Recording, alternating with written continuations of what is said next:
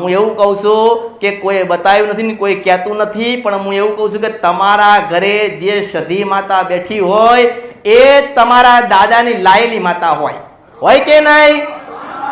તમારા દાદા, તમારા પરદાદા, તમારા વડવાઓ, તમારા વડીલો એ સધી માતા લાયા હોય તો જ તમે પૂજતા હોય ને. તમે માનો છો ને? આવા કદાચ 50 કે 100 કિલોમીટર કોઈક સધીનું મંદિર હોય તો એ માતા તમારા દાદાએ બેહાડી હતી, એ તમારા વડીલોએ બેહાડી હતી, એ કોઈક બીજી વસ્તીની છે, એ બીજી કોઈક પેઢીની છે, એ બીજા પરિવારની છે. તમારા ઘરે સધી માતા હોય એને એક ફૂલ આપજો ને પછી મોટો ફૂલાર બહાર લઈ જજો. તમારો ભાવ કદાચ મારા સુધી નહીં પહોંચતો હોય, તમારો ભાવ મારા સુધી નહીં પહોંચતો હોય, કાં તો કંઈક તમે ભૂલા પડ્યા હશો.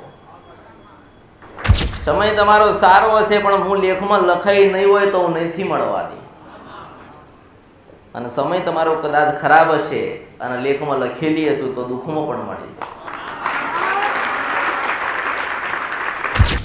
કદાચ માણસ ભૂલી જતો હશે એવું માતા નહીં. અરે પહેલા કીધું તમારાથી ભૂલ થાય, મારાથી નહીં. મેલડી મેલડી મેલડી મેલડી મેલડી ને મેલડી, ઘરે ઘરે મેલડી, ઘરે ઘરે મેલડી.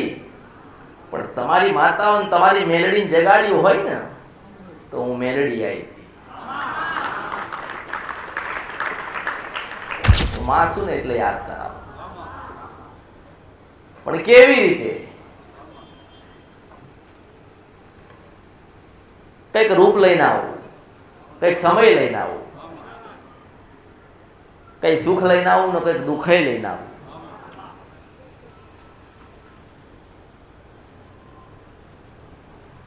ઓળખી ગયા છો પણ ઓળખવામાં વાર છે. ઓળખી તો ગયા પણ ઓળખવામાં વાર છે. તમારે મોડું થયું છે, મારે નહીં, હું તો એની એ છું.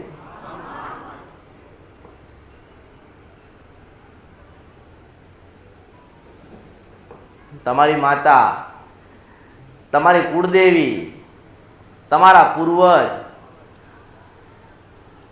તમારા વડવા, તમારી શિકોતર, કઈ કહેવાનું હશે, મારે કઈ કહેવું હશે, પણ તમારો સાચો ભાવ હશે ને અને તમે કોઈ તો માંગણી નહીં મૂકી હોય તો જરૂરથી તમારી માતાના મનની વાત હું મેલડી કરીશ. આજે દુઃખી છો કારણ કંઈક ભૂલી ગયા છો, કંઈક માતાની પાસે વાયદાના વચન કર્યા હશે એ પૂરા નહીં કર્યા હોય. વાયદાના વચનમાં કદાચ ભૂલ પડી હશે, તમે બોલીને બીજું બોલ્યા છો, માતાની નેકી ટેકીમાં રહ્યા નહીં હોય, માતાની સુધી તમારો ભાવ પહોંચતો નહીં હોય, ત્યારે તમને મારા સુધી મોકલ્યા. રૂપિયા જેમ તમને વાલા છે એવો અમને માતાનો અમારો શણગાર વાલો હોય.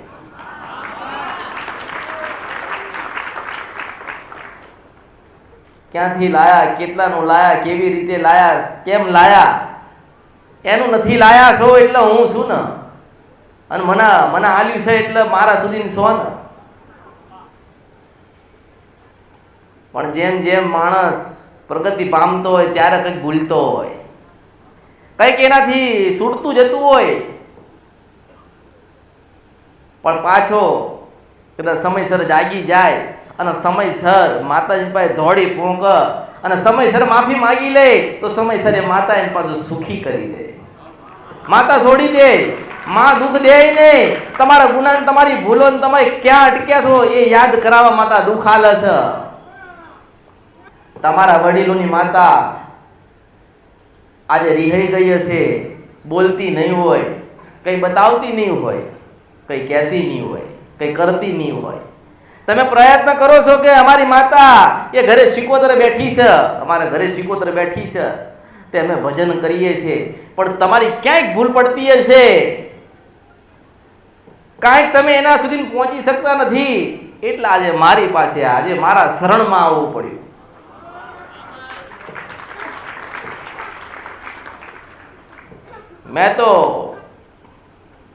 મેં કશું કોઈને માંગ્યું અને દેવને તમે શું આલો? તમે દેવને ના આપી શકો, દેવ તમને આપો. હું માતા કઈક આલવા આવી છું. હું માતા તમને લેતા તો આવડવું જોઈએ ને. હવે તમને લેતા નથી આવડતું એમાં મારો દોષ ક્યાંથી આવ્યો? અને જેમ જેમ ભક્તિ કરશો, જેમ જેમ તમે દેવગતિમાં અંદર ઉતરશો, એમ એમ તમારા દુઃખ વધતા જશે. કારણ કે તમારી માતા એવું કહે છે કે મને યાદ રાખે છે કે ભૂલી જાય, મને યાદ કરે છે કે ભૂલી જાય. મારો થાય છે કે નહીં થતો? મેં ઘણાના કામ કર્યા, કામ નહીં, એનો ભાવ હતો ને, અને જે વર્તા હતા ને મેં પૂરા કર્યા. પણ એ વર્તા વાળો પછી વર્તા એના પૂરા થઈ ગયા એટલે પછી મને મારો છેડો મેલી દીધો. પણ હું એવું કહું છું કે ધરતીનો છેડો હોય ને તો માં,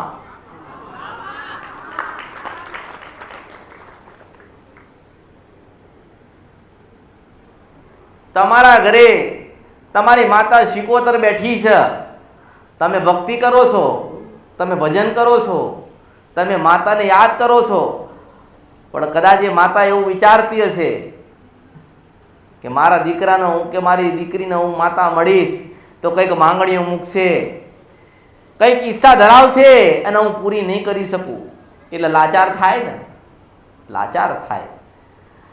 શું તમે મનુષ્ય છો તો બધું કામ કરી શકો ખરી? વરસાદ પાડી શકો ખરી? તમારાથી દિવસનું રાત થાય ખરી? ના થાય. એ પરમાત્માએ જેને નિમિત્ત બનાવ્યા છે એ જ કાર્ય કરશે ને. તમને મારા સુધી મોકલ્યા તો હું તમારી માતા સુધી તમને મોકલું છું, પણ ભક્તિ તો કરવી પડશે ને. હું કેવી રીતે હું તમારી માતાની ભક્તિ તમારે કરવાની જગ્યાએ હું ક્યાંથી કરું? હું તો તમને રસ્તો બતાડું છું, તમારી ભૂલ ગોતી આલું છું, કંઈક માતા રહી જતી હોય એ બતાડું છું. પણ તમે એવું વિચારો છો કે માતાજી અમારું કામ કરી દેશે? જો તમે મારી આશા રાખતા હોય કે માતાજી મારું કામ કરી દેશે તો તમારી માતા તમારું કામ ના કરી દે? કરી દે. પણ તમે હજુ તમારી માતાના જ નથી થયા તો મને કેમનું કરવા દેશે? મને કે ના, હું દુઃખ આલીશ, હું પરીક્ષા લઈશ, હું જગતમાં ફેરવીશ, હું જ્ઞાન આપીશ, હું અજ્ઞાની બનાવીશ, હું દુઃખ આપીને પછી સુખ આલીશ, અને સુખ આપ્યા પછી હું દુઃખ આલીશ. મારો દીવો ના ઓલવાય ને પછી એની પેઢી કોઈ દાડો ના ડૂબો હું મેળવીશ. કદાચ આજથી વર્ષો પહેલા, આજથી હજારો વર્ષો પહેલા ભગવાન કે માતાજીના પ્રસન્ન કરવા માટે લોકો તપ કરતા. એવું આજે કોઈ તપ કરતું નથી, કરવા માંગતું નથી, સીધે સીધું સુખ લેવું છે. શું ભગવાન માતાજી સીધા સીધા મળી જાય ખરી? સીધી સીધી ભક્તિ થતી નથી તો સીધું સીધું ફળ મળતું નથી. પહેલા કંઈક રોપવું પડશે, એ માતાના સુધી જવું પડશે, માતાને પહેલા સમજવી પડશે, માતા કેવી કૃપા આલશે એ તમારે લેવી પડશે. માતાએ આજે દુઃખ આલ્યું ને તો રાત્રે સુખ આલે. માં છે ને એટલે પરીક્ષા લે છે, મારી નાખશે. માં કોઈ દિવસ કોઈને મારતી. તમે કાંઈક ગુના, તમે કાંઈક ભૂલ કરીને એટલે માતા દુઃખી થઈ ને એટલે માતા તમને દુઃખ આલે છે. નકર તમારી જનેતા છે એવું વિચાર છે કે મારા દીકરાઓ દુઃખી થાય, પણ મગજમાં એક વાત બેહી ગઈ છે કે માતા દુઃખ આલે છે. માતા દુઃખ આલતી નથી. માતા તો એવું કહે છે કે તમે મારા સુધી પહોંચી જાઓ ને તો હું તમારા સુધી પહોંચી જાઉં.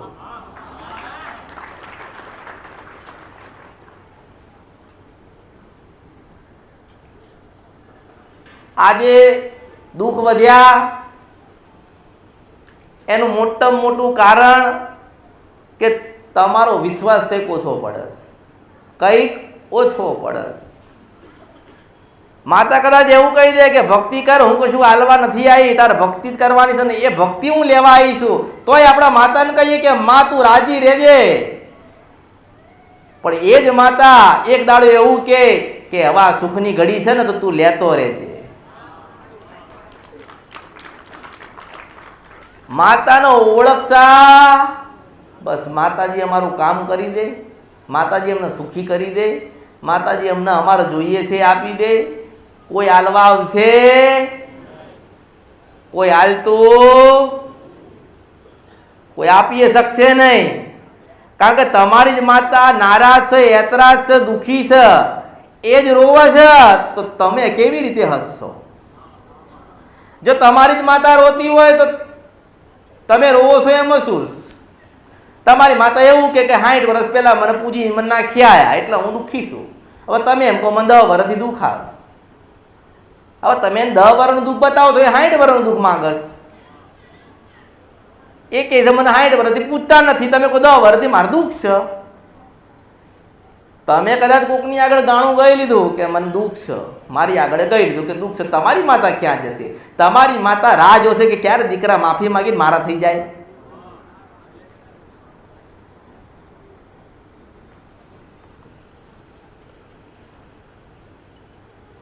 અને મોટો ગુનો ભૂલ થતી હોય ને તમારા ઘરે મોટો ગુનો ભૂલ,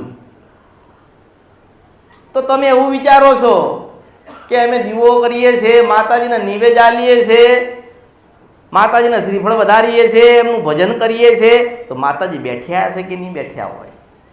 થાય ને કે દીવામાં ફોટો છે, દીવાબત્તી થાય છે, દીવો થાય છે, તો માતા બેઠી હશે? માતા કોઈ દાડો મંદિરમાં નથી બેઠતી, માતા તમારા હૃદયની અંદર જ બેઠી છે. હવે હૃદયની અંદર દેવ બેઠ્યું છે એને જોવા માટે એક ચિત્ત હોવું જોઈએ, પૂરવવું જોઈએ, તો પાછી ચેતનાથી દેખાય હો કે હું આવી માતા છું. તને ફોટામાં ગોતો છો માતા, એ ફોટામાંથી કેવી રીતે બોલશે? બોલે ખરી? તમે મૂર્તિમાં ગોતો છો તો મૂર્તિમાંથી કેવી રીતે બોલશે? એ તો તમારી બનાવેલી છે, તમારી જ બનાવેલી ને. પણ મન તમારું બનાવેલું નથી, ચિત્ત તમારું બનાવેલું છે, એ પરમાત્માનું બનાવેલું છે, પરમાત્માની રચના છે. એટલે દેવ તમારા હૃદયમાં વાસ કરે છે. તમે તમારા હૃદયમાંથી બેહેલીને પેલા જગાડો તો ફોટા વાળીએ જાગશે, મંદિર વાળી જાગશે ને મૂર્તિ વાળીએ જાગશે. માતા અંદર બેઠ્યા છે ને તમે બહાર ગોતો છો. એક સધી માતા હોય, એક જ સધી માતા, ઘરની એક સધી માતા હોય અને એના રવિવાર પાછા બહાર ભરવા જશે. મેં પહેલા કીધું ને અત્યારે કહું છું કે એક સધી માતા તમારા ઘરે બેઠી હોય ને, એક સધી તમારા ઘરે બેઠી હોય ને, તમે કદાચ બીજા મંદિરે રવિવાર ભરવા જતા હોય, મંગળવાર ભરવા જતા હોય, પૂનમ ભરવા જતા હોય ને, તો તમારી સધી માતા યાત્રા થાય. કારણ કે બીજાની હતી એ તમારા ઘરે બેઠી ને તમારા દાદાની છે. થાય કે નહીં? તમે વિચાર કરો ને. દરેકના કાર્ય અલગ અલગ છે. દેવી શક્તિ તો બધે એકની એક જ માએ 5 દીકરાને જન્મ આલ્યા છે, તો 5 દીકરા અલગ અલગ દેખાય છે ને, 5નું કાર્ય અલગ અલગ છે ને, 5ના મુખ અલગ અલગ છે ને, 5ની આંખો જોવાની નજરે અલગ અલગ છે ને, 5 વિચાર છે કંઈક અલગ. તો દેવી શક્તિ જેવી રીતે એક હોવા છતાંય અલગ અલગ રૂપમાં છે ને, એવી રીતે જ તમે છો પણ તમે એને પહોંચી નથી શકતા. ઘરે સધી માતા હોય એનો દીવો નહીં હરખો કરી એકતા અને બહાર જઈને મોટો ફૂલહાર ચડાવશે. ભલે ચડાવો છો તમારો ભાવ છે કે હા મારી માતા બેઠી છે ને, પણ હું એવું કહું છું કે કોઈ બતાવ્યું નથી ને કોઈ કહેતું નથી, પણ હું એવું કહું છું કે તમારા ઘરે જે સધી માતા બેઠી હોય એ તમારા દાદાની લાયેલી માતા હોય કે નહીં? તમારા દાદા, તમારા પરદાદા, તમારા વડવાઓ, તમારા વડીલો એ સધી માતા લાયા હોય તો જ તમે પૂજતા હોય ને. તમે માનો છો ને? આવા કદાચ 50 કે 100 કિલોમીટર કોઈક સધીનું મંદિર હોય તો એ માતા તમારા દાદાએ બેહાડી હતી, એ તમારા વડીલોએ બેહાડી હતી, એ કોઈક બીજી વસ્તીની છે, એ બીજી કોઈક પેઢીની છે, એ બીજા પરિવારની છે. પણ જગત કલ્યાણ કરવા માટે બધી હારી અને બધી રૂપાળી અને બધી માતાઓ બેઠી છે. પણ હું એવું કહું છું કે તમારા ઘરે સધી માતા હોય એને એક ફૂલ આપજો ને પછી મોટો ફૂલાર બહાર લઈ જજો.